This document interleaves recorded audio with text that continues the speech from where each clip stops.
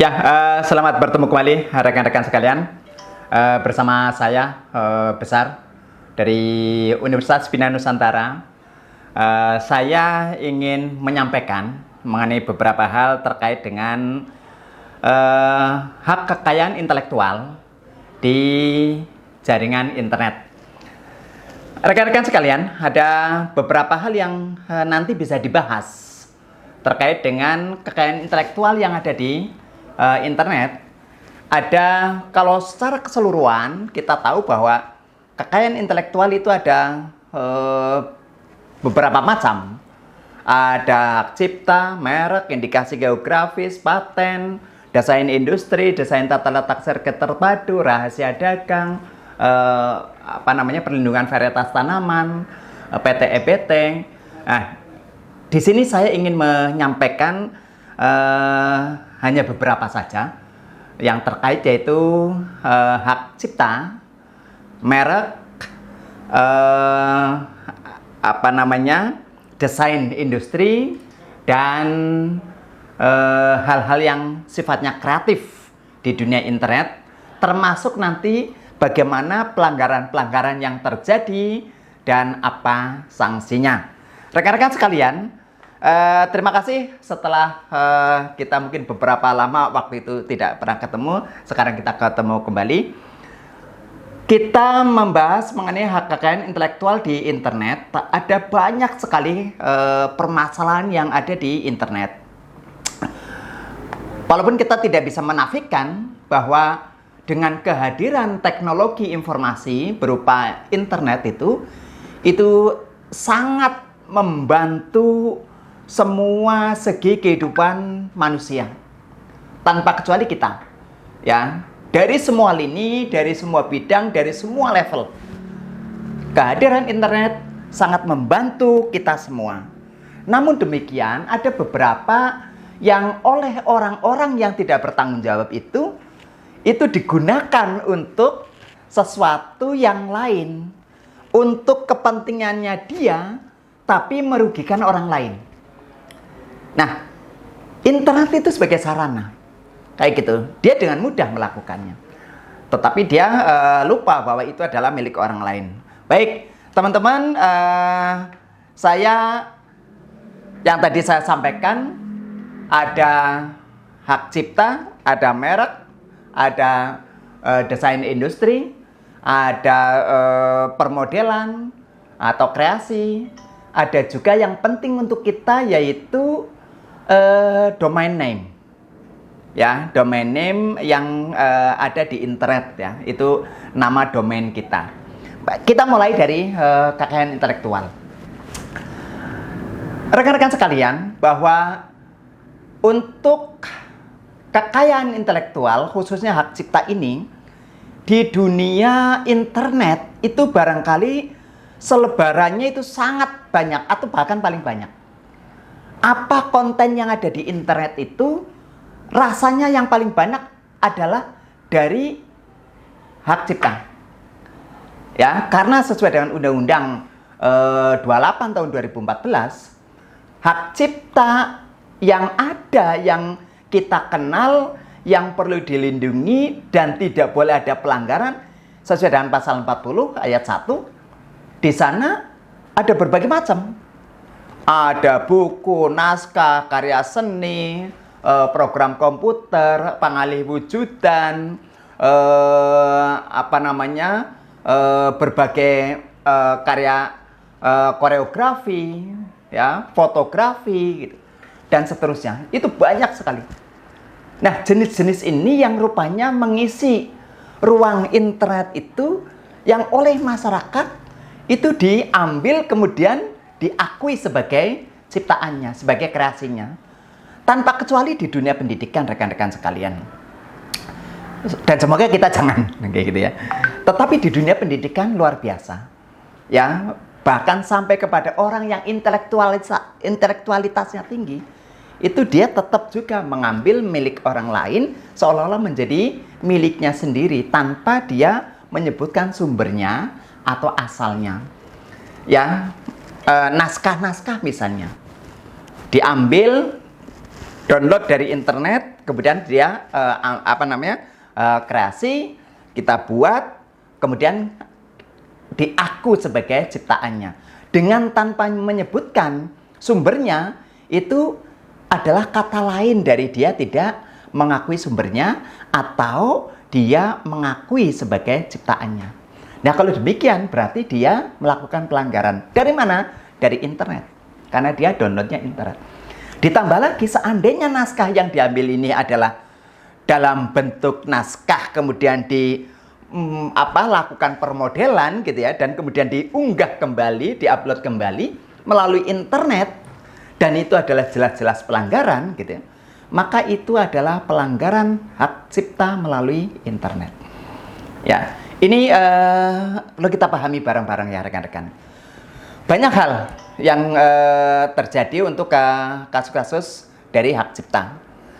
Lagu-lagu misalnya yang barangkali lagunya seseorang diupload di internet, kemudian orang lain mengambil kayak gitu, baik itu mau dijual lagi ataupun tidak, kayak gitu, kemudian dirubah gitu, maka itu adalah pelanggaran.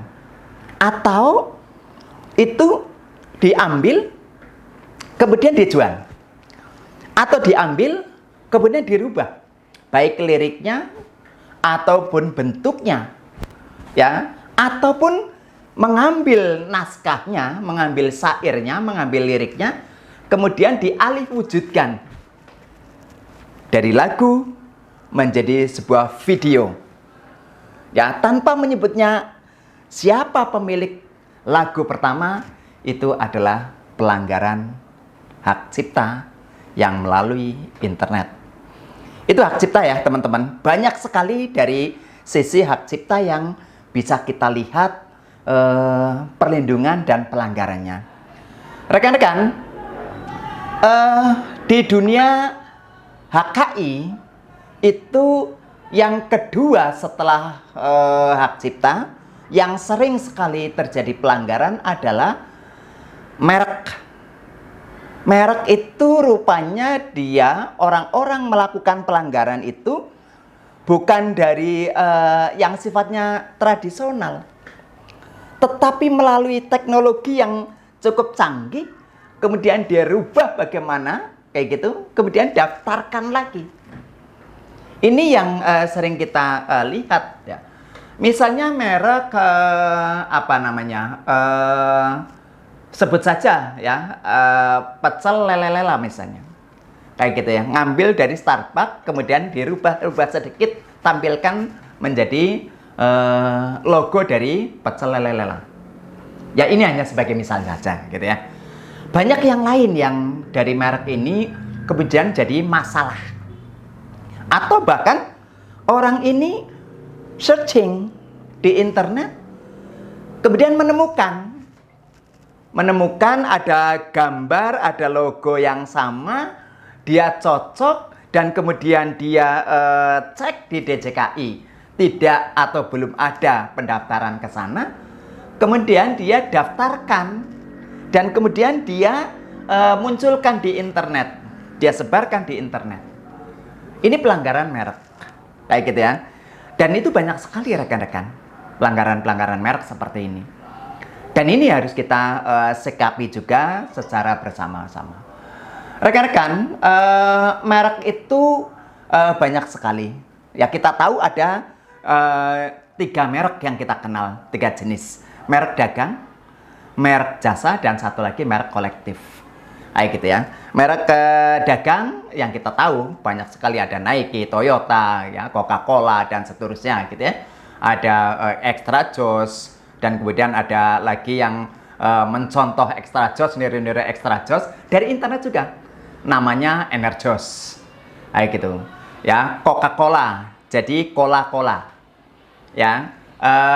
Banyak sekali teman-teman, ya. Hal seperti ini juga jadi masalah. Manakala cap kaki 3 misalnya sebagai sebuah contoh kecil gitu ya, dia menampilkan logonya adalah kaki 3, dia tidak, barangkali dia sudah tahu gitu, ada lambang yang sama seperti itu, barangkali ya, saya tidak tahu gitu ya. atau dia memang betul-betul tidak tahu gitu ya, kemudian menciptakan seperti itu.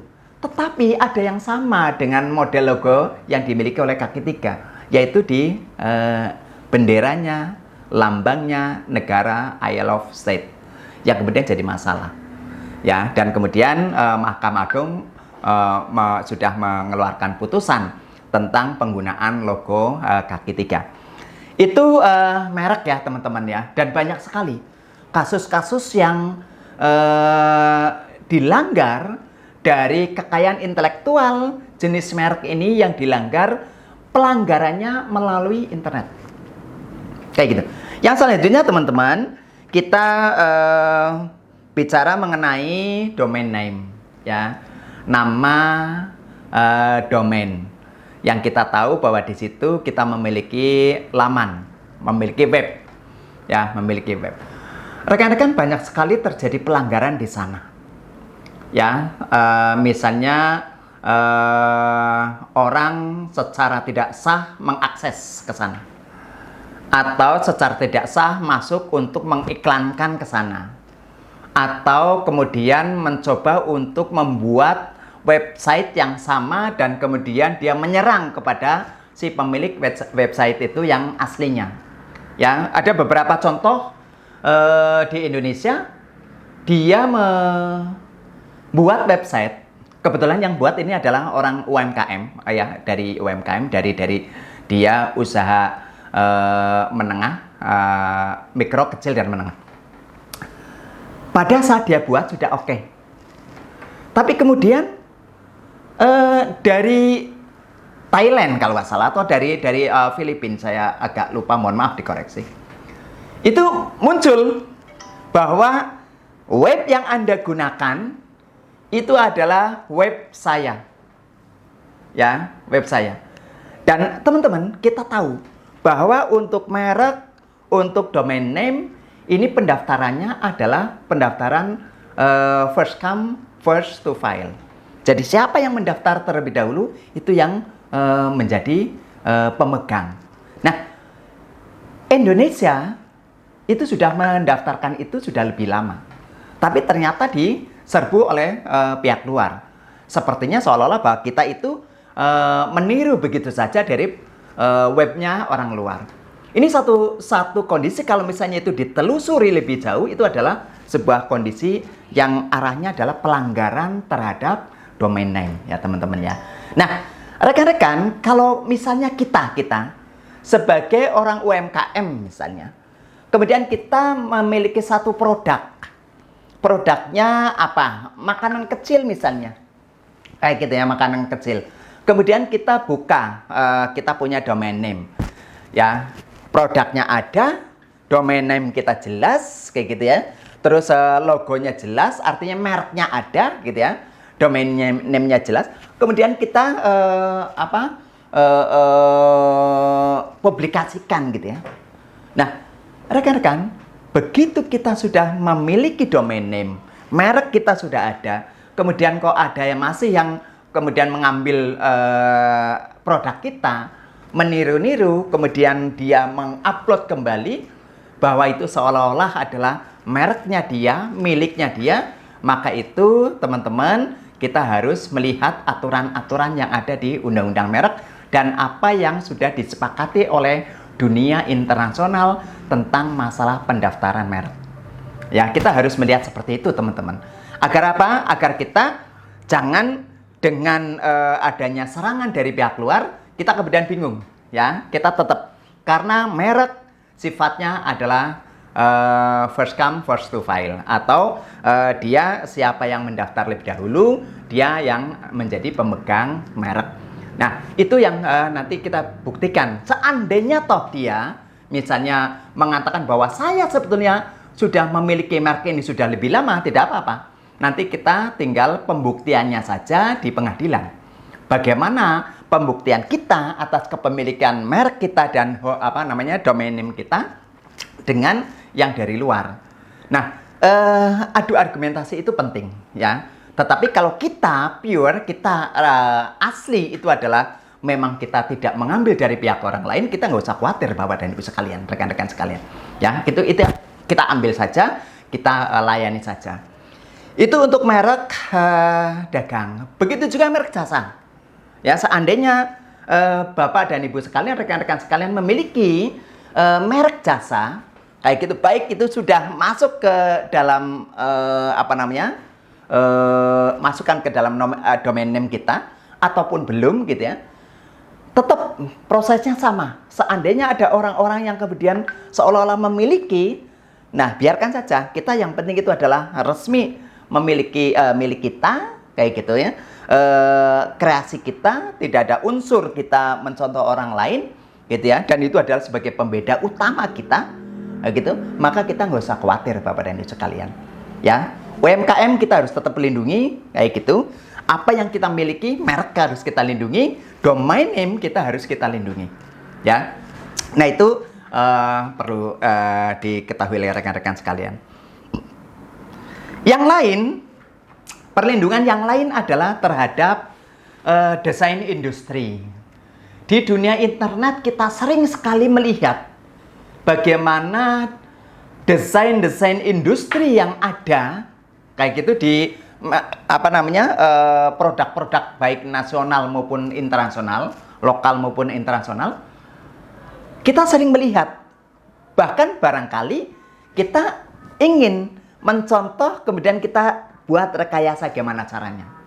Nah, ini hati-hati ya rekan-rekan sekalian, bahwa dengan adanya pengambilan desain industri dari internet yang ada, kayak gitu ya, contoh-contoh, kemudian kita kreasikan gitu ya.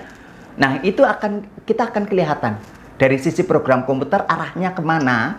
Kayak gitu nanti kita akan kelihatan bahwa kita mencontoh dari mana, mencontoh dari siapa. Sama seperti yang tadi saya sampaikan di dunia hak cipta.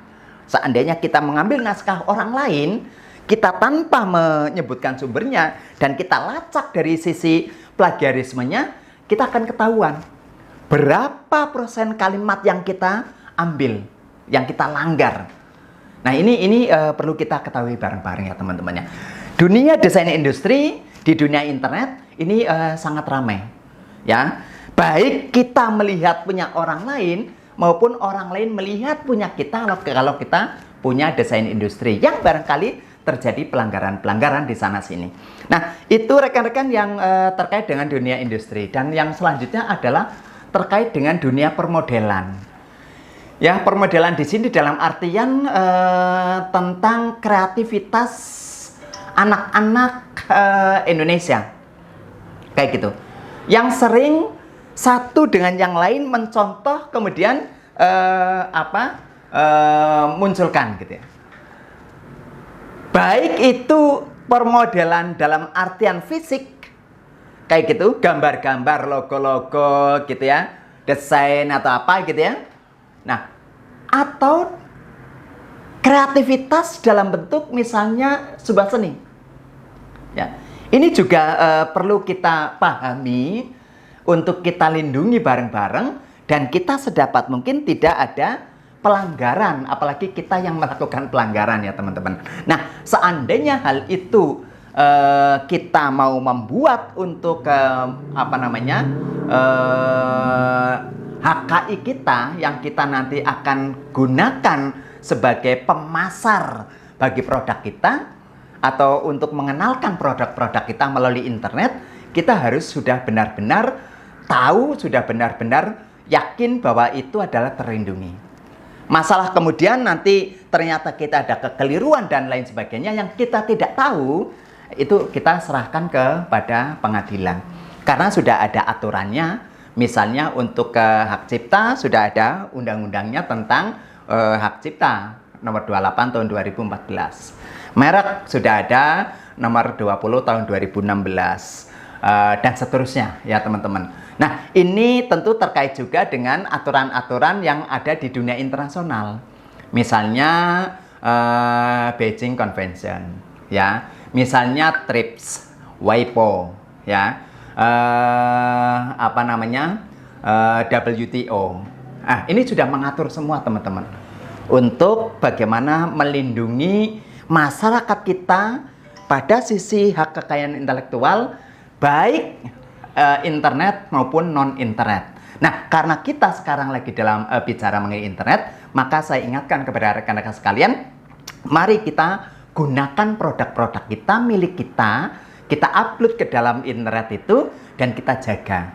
Kayak gitu. Dan kita jangan sampai kita mencontoh produk orang lain tanpa menyebutkan sumbernya.